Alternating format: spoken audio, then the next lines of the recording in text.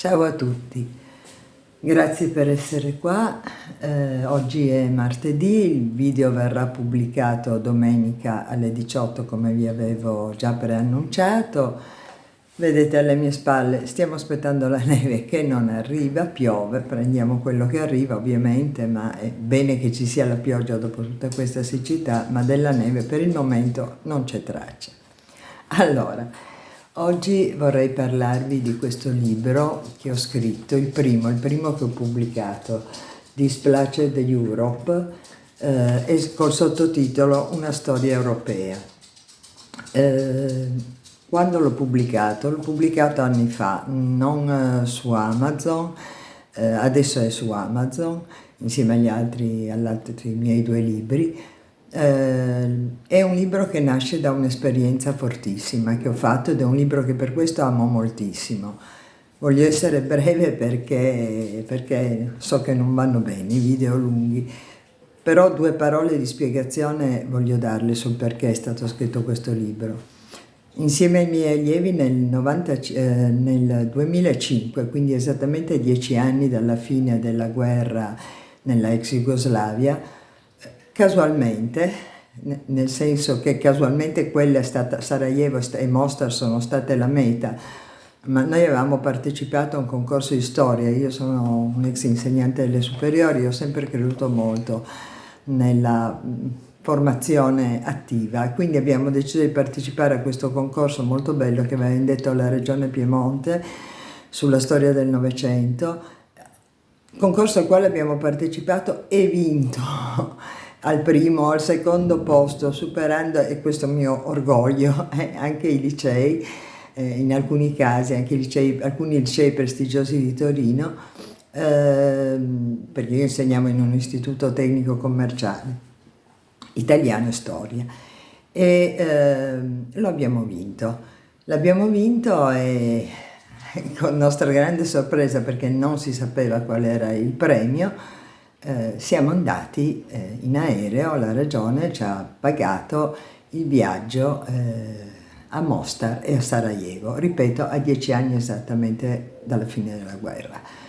È stata un'esperienza fortissima. Dal momento in cui siamo scesi a Mostar, perché non si poteva ancora atterrare a Sarajevo, che l'aeroporto non era ancora del tutto minato, mentre poi gli anni successivi siamo atterrati a Sarajevo, siamo atterrati a Mostar dove c'era questo piccolo aeroporto militare, tra due file di carabinieri italiani. Perché? Perché al di fuori della stretta striscia di asfalto dove siamo atterrati era ancora tutto minato, e quindi bisognava controllare che nessun ragazzo, c'erano anche altre scuole oltre a noi ovviamente, nessun ragazzo mettesse anche solo un piede al di fuori del cemento, dell'asfalto. Dopodiché siamo stati accompagnati dai carabinieri. Quel primo anno siamo stati accompagnati sempre, in qualunque attività abbiamo svolto. Questo viaggio premio era in realtà un viaggio studio, cioè i ragazzi, dopo aver lavorato tanto per vincere il concorso, insieme a me e a delle persone che sono state messe a disposizione della Regione Piemonte, che ci hanno accompagnato e anche che hanno reclutato insegnanti e formatori, i ragazzi hanno continuato a studiare, a lavorare su un determinato percorso attraverso delle testimonianze dirette e accuratamente scelte. Hanno studiato sull'aereo mentre prima di scendere, hanno studiato durante il viaggio, ci riunivamo alla sera non per andare a ballare o a fare festa, ma per elaborare quello che avevamo imparato durante la giornata e prepararci per quello che sarebbe venuto nella giornata successiva. Abbiamo visitato Mostar, poi abbiamo dormito una prima sera a Mostar, poi siamo stati trasferiti con un pullman. Sul pullman ci sarebbero poi anche delle cose da raccontare, non di questo viaggio successivo, a praticamente 16 anni dalla fine della guerra, e ancora succedevano queste cose. Ve la racconto subito, velocemente. I ragazzi avevano bisogno di fermarsi e di andare in un bagno, e ci siamo fermati in un motel, sapete, l'area parcheggio solita, no? e li abbiamo fatti andare in bagno. Quando questi hanno visto che eravamo italiani, si sono proprio radunati tutti attorno a noi, molto minacciosi. Eravamo in territorio serbo, diciamo, era Bosnia-Herzegovina, ma dove c'era una comunità serba, ed erano molto arrabbiati con noi, molto arrabbiati perché avevamo una guida bosniaca innanzitutto, e perché dall'Italia venivamo per dare voce ai bosniaci, e questo non era, ai bosniaci musulmani, e questo non era affatto gradito. Abbiamo dovuto interrompere la fermata e partire velocemente, ma questo è successo anni dopo. Invece in quel primo viaggio non ci sono stati problemi particolari. Ripeto, siamo stati seguiti passo passo dai carabinieri italiani che erano di stanza a Sarajevo. Siamo poi andati a visitare Sarajevo, abbiamo visitato anche i luoghi della seconda guerra mondiale, anche i luoghi della prima, perché sapete che a Sarajevo c'è stato l'attentato che ha dato il via allo scoppio alla prima guerra mondiale. E l'ultimo giorno, il penultimo giorno, siamo andati a Tuzla, dove abbiamo marciato, cosa che abbiamo fatto tutti gli anni, con le donne di Tuzla. Una marcia fatta per ricordare i loro figli, mariti e fratelli, e anche le loro figlie che erano state portate via e prima imprigionate a Potocari e poi a Srebrenica, e poi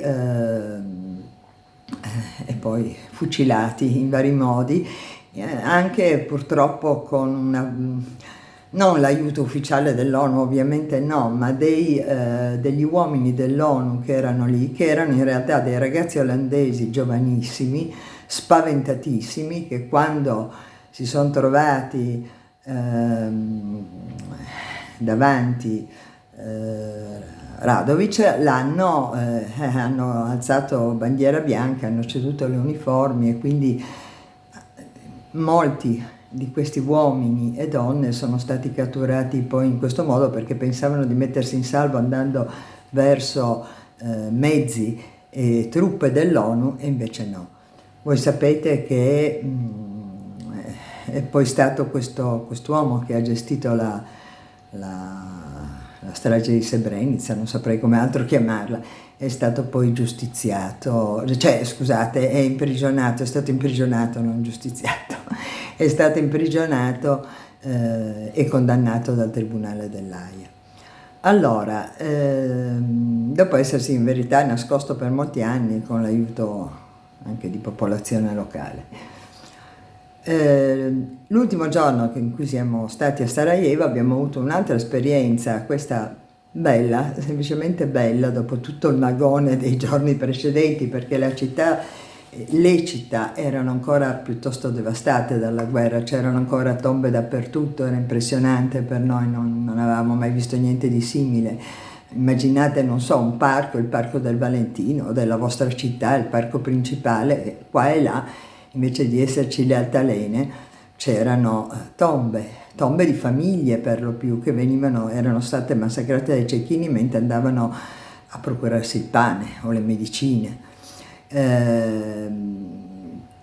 C'erano lo stadio, che adesso è di nuovo, grazie a Dio, uno stadio, era completamente pieno, la parte dove c'era il campo da calcio, le gradinate erano distrutte dai bombardamenti, e la parte centrale dove c'era il campo da calcio e la pista di atletica, anche lì erano solo tombe a perdifiato. Dicevo, alla fine di tutto questo, l'ultimo giorno siamo andati alla base EUFOR, cioè alla base del comando europeo, che in quel momento era gestita da degli italiani, e anche quella è stata un'esperienza veramente bella, perché intanto siamo stati accolti proprio festosamente, gioiosamente, con una copia per ciascuno di noi della Costituzione italiana, e anche quello è stato bello. Poi ci hanno dato da mangiare, abbiamo finalmente mangiato, come dire, a modo nostro, dopo aver mangiato più che altro zuppe,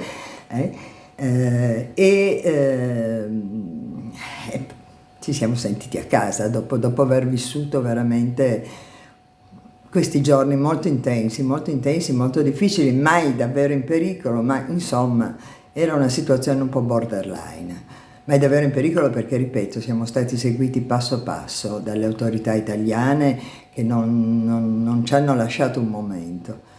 Gli altri viaggi sono stati man mano, mentre passavano gli anni, più tranquilli. Da tutto questo, negli anni, perché più o meno sono andata a Sarajevo per 6 anni di fila, negli anni abbiamo raccolto delle testimonianze dirette, testimonianze attendibili. Allora, tutto questo è presente in questo romanzo, che è un romanzo di guerra, di fuga dalla guerra, quindi anche vita da profughi, di amore, perché si tratta di ragazzi giovani.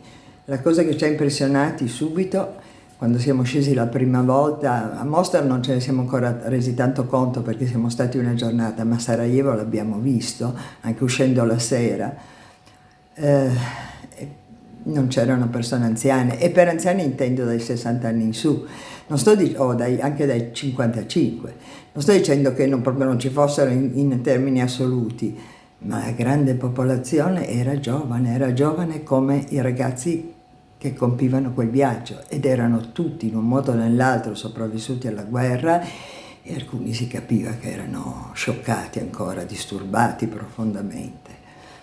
Allora, questo è un romanzo che parla in qualche modo anche di perdono non ecumenico, non ecumenico e nemmeno buonista, perdono per vivere, perché chi è stato vittima non continuasse a essere vittima della vendetta, ed è un percorso che il personaggio principale di questo romanzo fa. Si chiama Leila, è una ragazza, lei è sopravvissuta, la sua famiglia no, e come accadeva alla maggior parte di questi ragazzi che abbiamo incontrato, e non vi racconto altro, se no vi tolgo il gusto della storia. Però i personaggi sono inventati, ma le storie no, è tutto vero, persino nelle parole, spesso e volentieri. Quindi, e il sottotitolo del libro è non a caso una storia europea, intanto perché geograficamente è avvenuta in Europa, e poi perché c'è una forte aspirazione da parte della Bosnia di diventare europea. La Bosnia ancora adesso è in una situazione molto molto particolare, che è ulteriormente peggiorata dopo la guerra in Ucraina. Adesso non parleremo di questo perché non è il caso, ma questo è. Vi invito a leggerlo perché è bello, lo dico proprio senza remore, è bello, non ha gli errori di editing, perché non me lo sono autopubblicato, quindi è stato corretto. Niente, è un racconto di guerra e pace, per fare una citazione molto molto famosa di cui non sono assolutamente degna, però questo è. Vi ringrazio di avermi seguito fin qua. La prossima volta invece vi parlerò del thriller Omicidio al museo. Un abbraccio a tutti, ciao!